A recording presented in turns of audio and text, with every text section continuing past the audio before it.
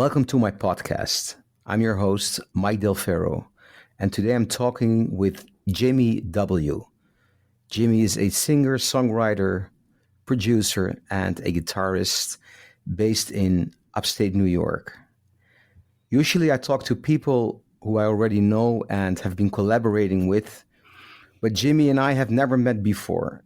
And the reason I really wanted to talk to Jimi is because I stumbled upon a video on his YouTube channel entitled, "What If No One Is Listening to Your Music?"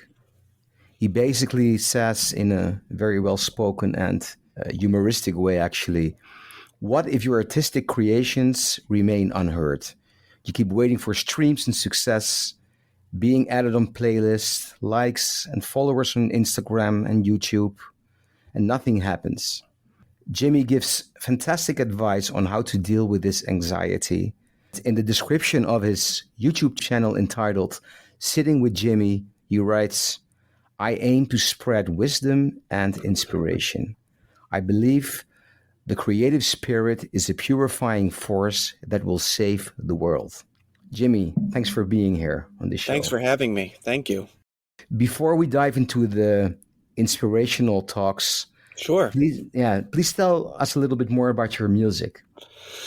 Okay, so I've been a professional musician since I was around 18. I grew up with my two brothers and a childhood friend, and we were in a band together very, very young, before I was professional, so around like 13, 14. And it was like a rock band, and we were big dreamers. We really thought that what we were doing was going to, as many young people do, this was going to be it. This was going to be meteoric rise to success. Yeah. And so after high school, we all moved down to Dallas, Texas from New York. We had family that was living there, so it was kind of a hub from which we could grow and branch out and tour. And we made albums and toured and pretty much did the thing that is the story of so many young people in America, where it's you have the dream and you follow the dream. And around that same time was this incredible technology boom that happened. So it was like, we went from in the late 2000s, so 2008 when I graduated, you went from a few people being able to have high quality musical interfaces to today, where the technology is available everywhere for anyone to make a record. And so that's really key to where I'm at now, which is I feel the barrier to entry to making things has been so equalized that everyone can do it. And so it presents this problem where people have to ask themselves why they're actually doing it. And as somebody who had that big dream and, it didn't work out the way that I wanted it to, those are big questions that I had to ask myself and still am grappling with, And what was the reason you started a YouTube channel about this? I started the channel because I wanted to start releasing music every month. So a song every month, that was my idea. And so I started a monthly video series called Folded in the Pages, where I talked about artistic process and basically what goes into writing a song. A lot of spiritual ideas, a lot of craft ideas. And essentially what happened was that those videos became too much work to do every month. So I said one day, well, what could I do that was the least amount of, I can't spend 20 hours editing a video every month with everything else that I have to do in my life. If I did that, I would never record any music. It would be right. Yep. So one day I just said, okay, I'm going to go and talk about songwriting. And it was just one of those things where, for whatever reason, I put this out into the universe, and right away, people started to respond in a way that it was clear that whatever I was doing was helpful. And so then I just kept making them. And so far we've seen some pretty cool growth, and the coolest part about it is that the fact that people respond to it means that there's a need for not content creators that are telling you how to get 1 million streams on Spotify, which usually comes down to paying for them, continuing to inflate these dreams that very few of us will be able to fulfill. And even if we did, most of the time those dreams would not be good for us. It spoke to a need for somebody to say, like, well, what are we doing here? Why are we creating? And I think for people of my generation who grew up where that technology boom happened, we've been really kind of brainwashed into believing that these dreams, these turning ourselves into musical icons, rock stars, will make us happy. And I don't think that's the case. And I think that especially for working musicians who have those dreams, because there's varying levels of people that are participating in the music industry, from people that are really hobbyists to, people like me who've been in the industry, performing different tasks within it for many years. So for people like that, particularly, it's a time of taking stock of what it means to be an artist, and what's healthy, and sort of the pitfalls of the ego when it comes to wanting this dream and wanting this thing, and the way that wanting can't really ever be fulfilled, and it's actually harmful in many ways to harmony in life, right? Yeah. Yeah, so that's why I started it, and I kept doing it because people responded, and it felt like it was a positive channel to influence the world. It's not only the content, which is great, but also the way you do it. Like, I mean, I prefer the videos where you're sitting on the couch holding the microphone. Right, right. Not a fancy environment with Yeah, with all these backdrops, and then also like all these fancy, just you. yeah, It's yeah, very kind of natural, as if I yeah, would be sitting, yeah. next to you in that living room. Do you also coach people personally on this? Do you get like requests from I've musicians? never done that specifically. No, um, but people do reach out with their stories and their opinions, and I do my best to respond, assuming that their comment is in good faith and they're not possessed by an ideology that wants to bully people. I'll try to reach out and respond in a way that's helpful, because I think the most interesting part, at least for me, is to see people's stories and the way that they relate to it and the questions they ask, and the collaboration that happens in the comment section is really, really interesting, and it's the thing that more than most other parts of this speaks to the need for a community that's asking these kinds of questions. What is your general take on all the digital platforms as opposed to, because I know you're on Bandcamp. What's Sure. your take Yeah. on this? That's the question, right? Where are we going with these platforms? Right. And very often this kind of a conversation is mired in an ideology that is really disempowering to artists. You see it every year when Spotify Wrapped comes out, and it's many people, many of whom who are not what I would consider working artists and are more hobbyists. And when I say working artists, I mean you're making money in the music industry, whether that's by gigging, whether that's by recording, whatever it is. But the conversation quickly becomes toxified by ideology that doesn't put these platforms in their historical context, right? Which is Yeah. to say, the technology that we've enjoyed over the past 20 years has blown open inroads for anybody who wants to participate, make a record that can be recorded at a sample rate that human ears can't even hear, 96 kilohertz and up. So it's blown open those doors for everybody to participate. And what ends up happening is there's so many people trying to do it, and there's only so much of the pie. So platforms like Spotify, platforms where the payout is getting less and less, it's popularly believed that all of the reason why is because there's some corporate overlord that's robbing people's pockets. And I'm not above the opinion that some of that is happening. But the larger story is that anyone can make a record and release it into a distribution channel that reaches the entire world. For that not to be the primary focus when we talk about global platforms like Spotify, Tidal, Bandcamp, is really missing the point. And it really points to the spiritual problem of the artists of today, which is, okay, you have an opportunity to create art on a level with tools in your pocket that have more horsepower than somebody in the 90s or farther back, for the 35,000 years we've been making art on the planet could ever dream of. And so my position on those platforms is they're not perfect, but they are an inroad to whatever comes next. And what I think is coming next is artists will have to utilize all of these technological advancements in order to find a way to get peer-to-peer support from their fans, right? Because Spotify is a distribution channel. It's not an income channel.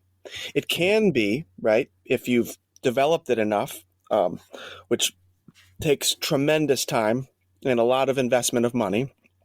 But mostly it's the last band that I was in, we had fans all over the world listening to our music.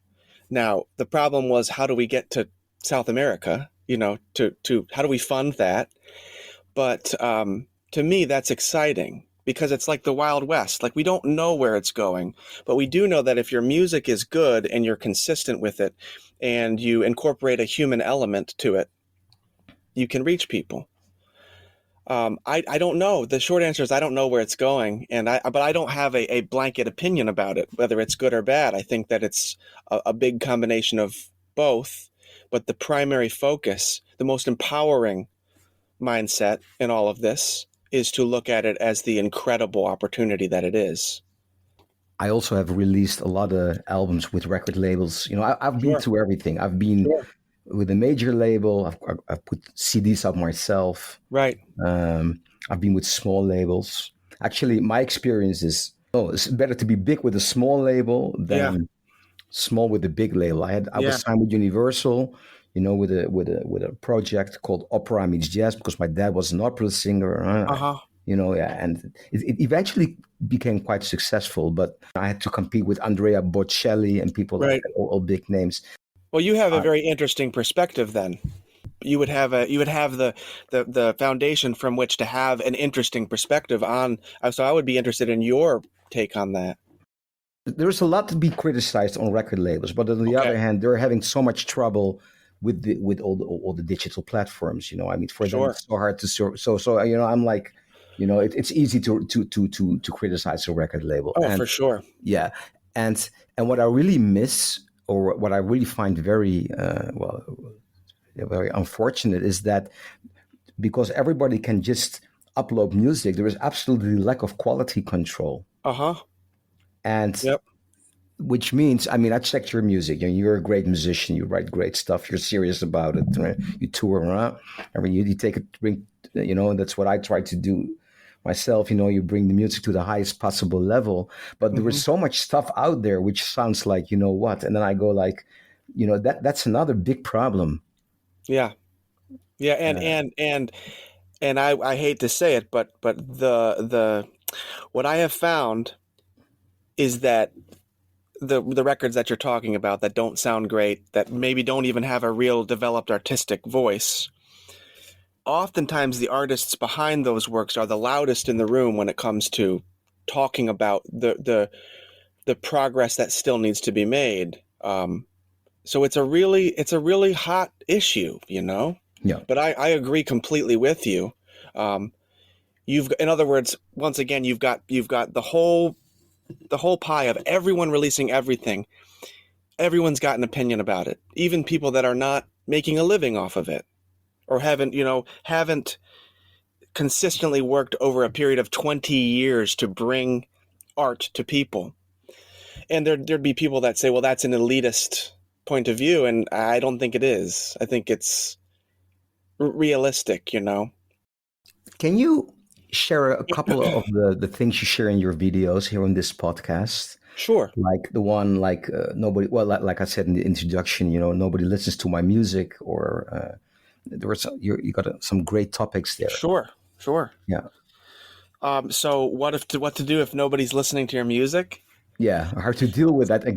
anxiety? Yeah, Right. Okay. So that particular one, it's and a lot of the stuff that I that I speak about on the channel is just advice for myself. Like if I were to really think about the struggles that I'm facing, how would I paint it in a way that is empowering, right? So if nobody's listening to your music, you need to find the reason. You need to go back to the reason why you started making music, right? And you need to put it all in this big, big context. The larger the context you can put it in, the more empowering it is, because the more you start to see that you're just a small, small part in this long history that extends back 35,000 years. You've got musical instruments in the Smithsonian Museum of Natural History that date back 35,000 years. That's a long, long, long time. When you make your art dependent on a condition, the condition in this case being that people are listening to it, you completely minimize and miss the larger history of what music is, which is an expression of the inexpressible. And many people won't want to hear that because it means that they actually have to ask the question, do I love this? Does this bring me joy? Because if the answer is no, why are you doing it? yeah, And if the answer is yes, then you're going to let something as small as, people aren't really paying attention to it to stop you from engaging with the thing that fills you with love. And that's where you get into, I think that's a good inroad into what you were just talking about of records not sounding great. People are making them from the wrong place a lot of the times. They're making them from a place where there's a condition that needs to be met. And if it's not met, then, I'm not going to do it anymore. Well, that's kind of a brittle spirit, right? Find the love, find the thing that's underneath it that is not connected to metrics, that's not connected to conditions of applause and accolades, because for many people it's there. I know that it is for me, and that's why that's the advice I give, because it's there, it's in there, and perhaps it hasn't been exercised in a long time because you're busy looking at graphs and social media and yeah. Likes and likes followers. Yeah, and all things that are necessary, for a modern music career. Also, not everybody needs to have a career making yeah, music. Not everybody is works as hard. Not everybody has the same prolific output. Not everybody makes art that is marketable, right? And that's a lot of the trouble with a lot of these conversations is that art is subjective. The value of art is subjective. It's not, people value different things, and that's never going to change. When you engage with a career in the arts, it's a gamble. It's every cliche thing that our parents ever told us. No, go be a doctor. yeah. We need plumbers, not guitar players. Which is why if you start from a foundation and you practice a perspective that puts the love that is generated from what you do as a musician, whatever it is that you do, if you put that, if you practice that perspective more than you practice all the other disempowering ones, which are myriad, and it's much easier to fall into the negative ones, then you start from a place where you expect nothing from it. And then you can do some real work. You can make things that are not influenced by the conditions that you think you need to meet, and it's heady stuff, I guess, but it's very practical at the same time. I think it's very powerful. Yeah, I think so too. And at the end of the day, it's all about your happiness and not the likes on Facebook and the follower Yeah. streams on Spotify, you name it, Yeah. right? Yeah, absolutely. And again, a career in the arts is a tenuous thing. You as you probably well know, it's it's a different kind of breed of person that's really gonna go all in on that, Yeah. and they're gonna suffer from the same psychological battles and anxieties as anyone else. When I was in my early 20s, I was totally obsessed with jazz and Yeah, jazz harmony. I'm still am. That's my thing, yeah, basically. Also world music, but yeah. uh-huh. And then, of course, I started playing gigs here in Amsterdam and in the Netherlands and Germany, Belgium, all close to here. And then I came to the painful conclusion that how few people could appreciate this, especially when you're talking about it, jazz harmony. Most people don't understand it. Oh yeah, You know, yeah. that kind of thing. It's eclectic. Yes.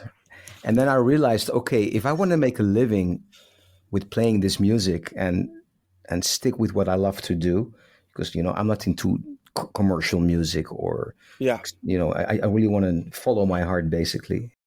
Everywhere in the world there are a lot of jazz lovers, no matter what. I mean, so worldwide a niche can be quite big, oh yeah, and then the internet can also come in handy if oh somehow. yeah, you know and so I figured, okay, so I should not see only the Netherlands as the place to work, but the world. yeah, And that's the mindset I created. yep, And then I started acting accordingly, and that yeah, made me travel all over the world, which is a long, intense, hardworking road, but I kind of succeeded. I'm playing all over the planet because I wanted to stick with the music I love to play until the day of today. yeah, I don't want to sacrifice and be unhappy on stage or play yeah, stuff I don't like. yeah, Yeah, yeah. But you're so right. I mean, I had this ambition to be on stage and make a living out of playing, but not everybody has to have a career. right. And you just said something that I think is really, really important, which is you recognized early in your career there's a problem here. A problem, like I need to figure out a way that I can look at this that opens up a new possibility, right? Whereas it would have been really easy to fall into, like, it's nobody appreciates what I'm doing, screw everyone, and you fall into like bitterness. But Just instead, become a plumber. yeah, well, yeah, but instead you said, okay, how can I look at this in a way that empowers me so that I can be open to the possibilities that are around me, and not be closed, staring at the one possibility that isn't available because it's not real. You make your own possibilities by empowering yourself in your mind. And that can look like so many different ways for so many different people, but it starts with relaxing, taking a step back, and really frankly assessing. Because only when you do that can you be even aware of the possibilities that are all around you, and they are there. They really are there. And the fact that so many people don't see them is a huge opportunity for people that do. Yeah, I think yeah, a lot of people are pretty cynical and closed-minded right now. yeah. Yeah. It's also a generation thing. I have a daughter, and she participated with The Voice, Hmm. and um, but she said, yeah, because I need a lot of likes on Yeah. Instagram and followers. I said, Yeah. yes, but honey, it's also about the music. And then Yeah. she said something which actually pissed me off. And then I realized, but she's actually right. She said, yeah, of course the music is important, but you're always so deadly serious about the music and getting better and better. But you Yeah. don't always need to be that good in order to be successful. Yeah. That's true. That's true. I mean, when you're talking about a very specific niche, jazz, for instance, um, there is more of a technical demand, right? Whereas in the Yeah, world of pop, it's like, shit, throw the auto tune on it, and yeah. if the guy or the girl is good looking enough, then maybe we can have a career here. How old is your daughter? Now she's 24. Okay, I'm me and my wife are expecting our daughter in April. Beautiful. Yeah. Yeah. My wife was on The Voice as well. She had an experience with all of that. So my wife is a musician. has had a really, really good independent career. Never had a label, but has connected to an audience worldwide, toured, been on like national commercials, and so she went to The Voice as well, and she had her own school of hard knocks experiences with the industry. Yeah. A practical advice. Sure. I released a new album or a single, whatever. Yeah. On Spotify, they were like you described in your video, and the expectations are high. I didn't hire anyone to push the playlist. Yeah. But to get on these playlists is almost a utopia nowadays. So Yeah. And then after 3 days, I see like 13 streams. Well, that's a little bit extreme. It's not that bad, but you know, you know what I mean. Well, Right. the first thing to think is that you're in good company. You're in good company. Do you know? Take a guess how many. Okay, there's different estimates because you can't tell for sure. But how many songs are released on Spotify every day?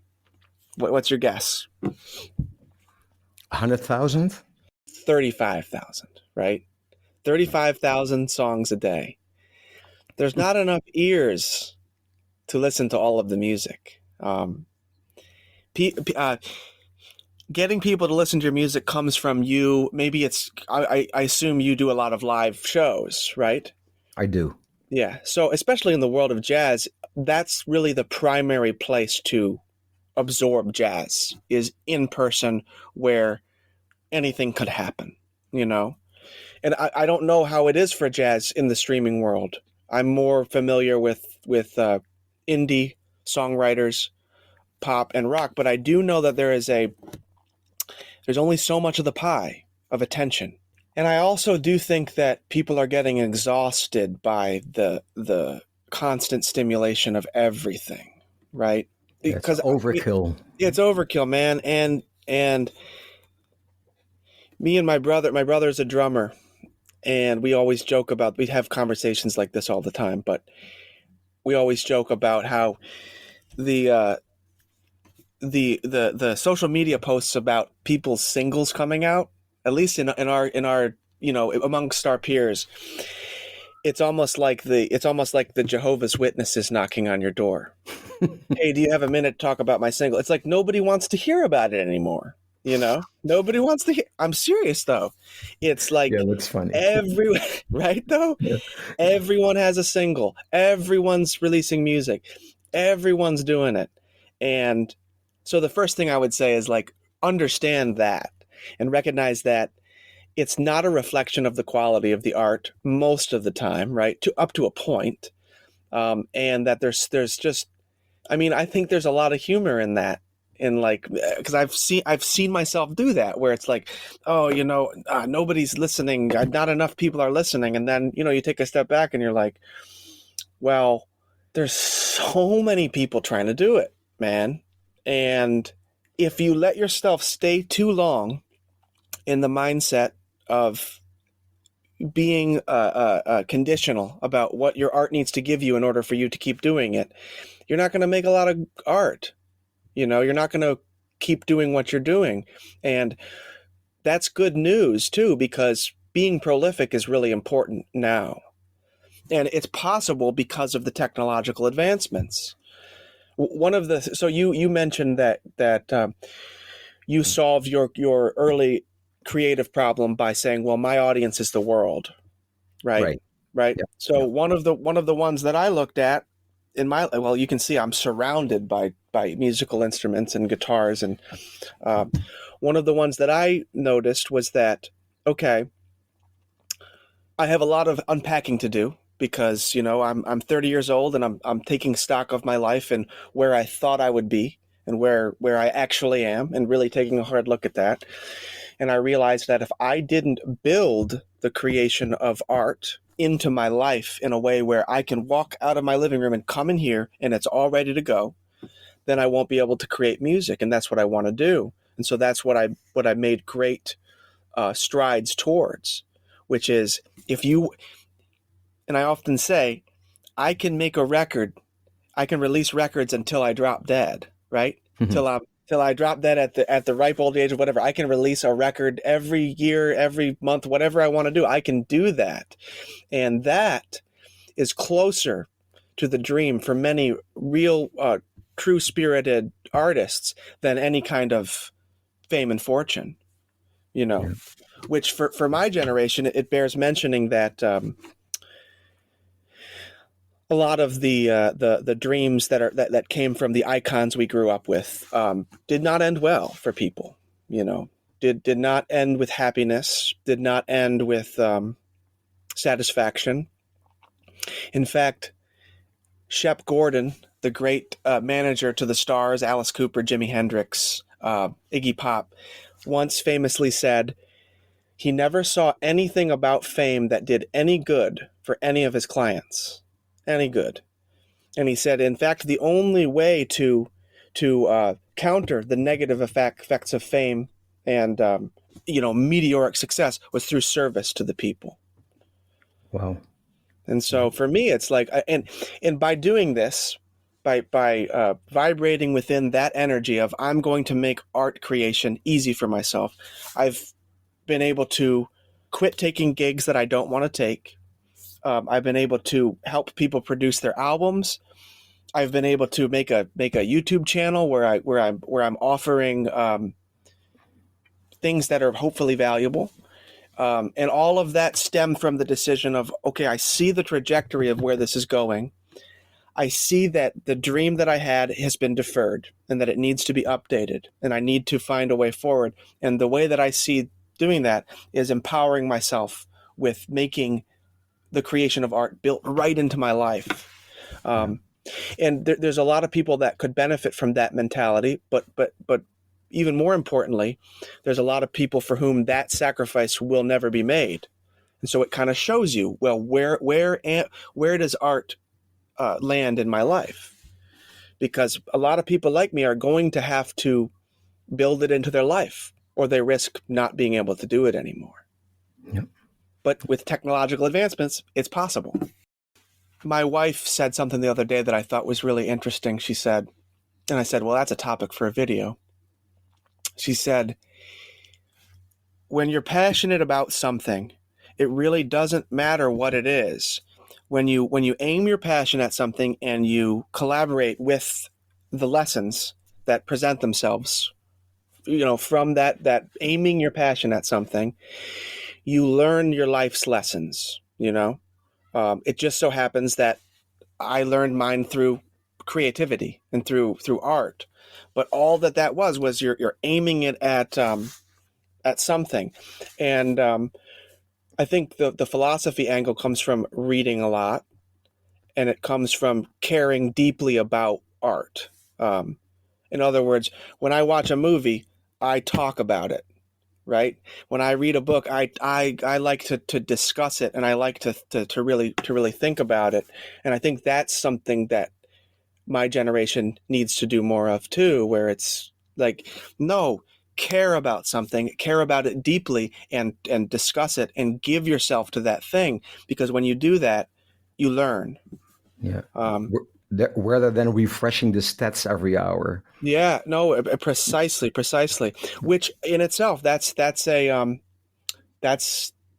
information to learn about too, and that's hard, man. It's hard to not get drawn into the numbers game. Yeah, It's because that's the economy, that's the thing. Yeah. And what would you advise someone who like? I mean, I'm refreshing my stats or my Spotify for artists. Sure. I go like, and I think everything is like, everything's dropping down. All the numbers are dropping. Yeah. How would you advise someone in the moment to deal with it? Just in the moment. Find the nearest place where you can walk outside in the woods and forget about it, because the least controllable part of all of art making is the way that people react to it.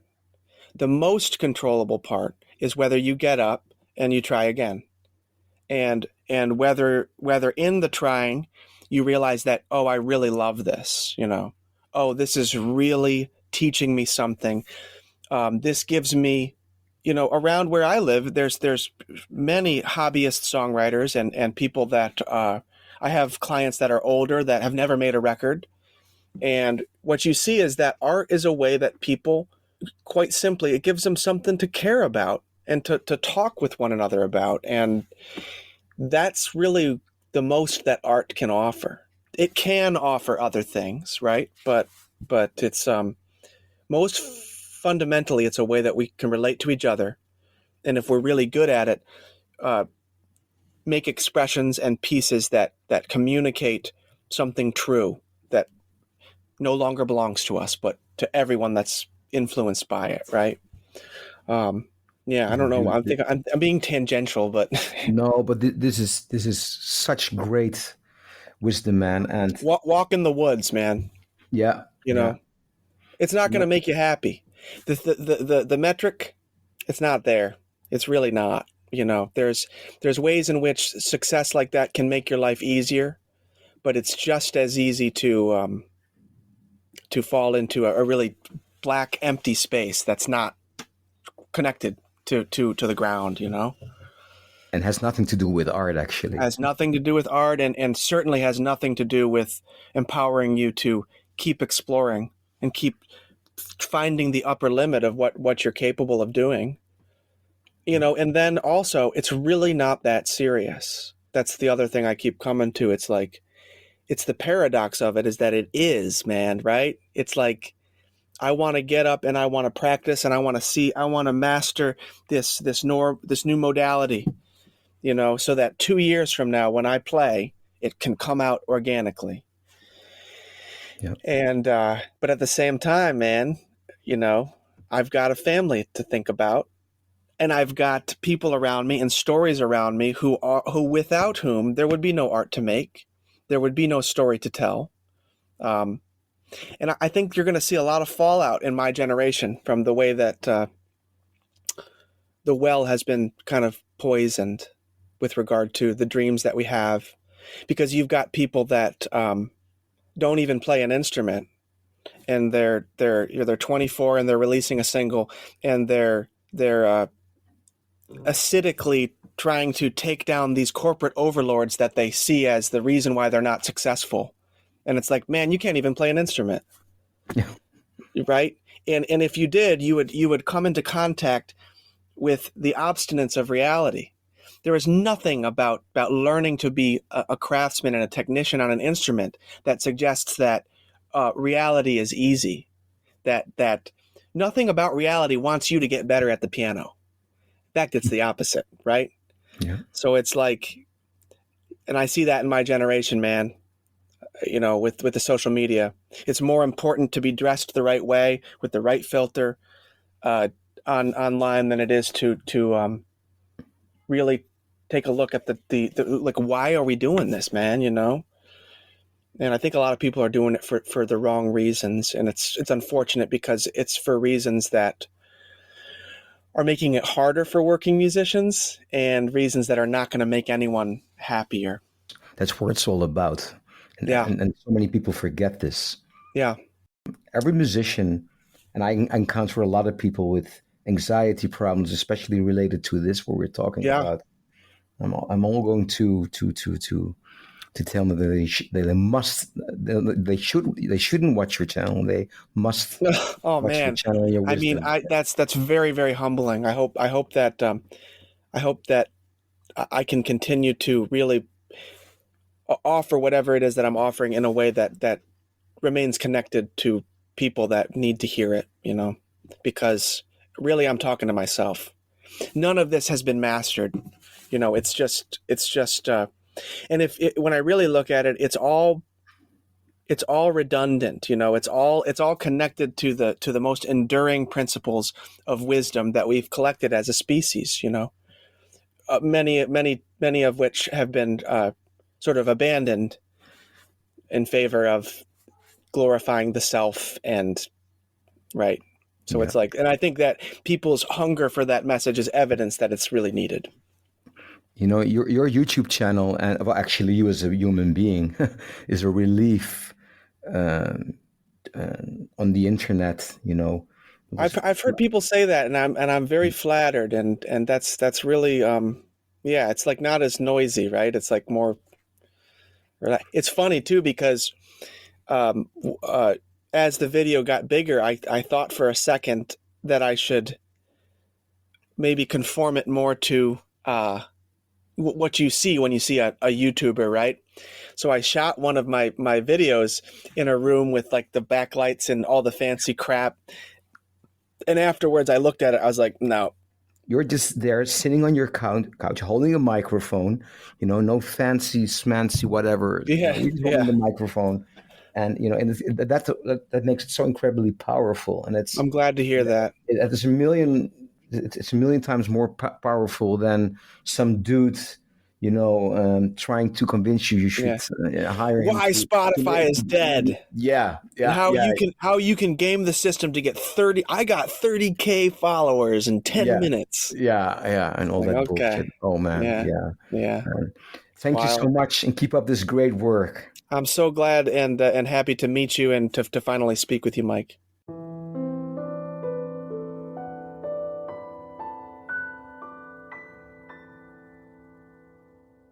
If you enjoy my podcast, then please subscribe, give it a rating, and share it with other musicians. I also host another podcast, the Ferro Podcast, with travel stories, interviews with wonderful people, and more. You will find it on Spotify and all other podcast platforms, or via my website, mikedelferro.com.